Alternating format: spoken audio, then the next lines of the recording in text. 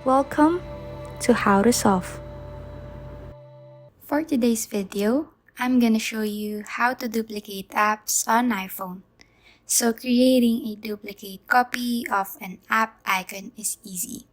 So to do this, swipe to the app library at the right edge of all your home screens.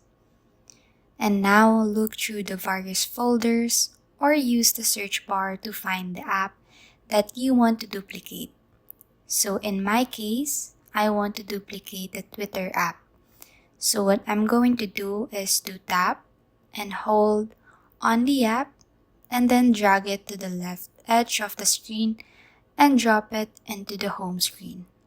So remember that we have to drag it on the second page of the home screen since it won't work if we drag it on the first. So repeat this process as many times as you like to create as many duplicates as you need. And as you can see, we have now duplicates of the Twitter app, and if we're going to click all this, it all works. Please like and subscribe for more content. We'll see you in the next one.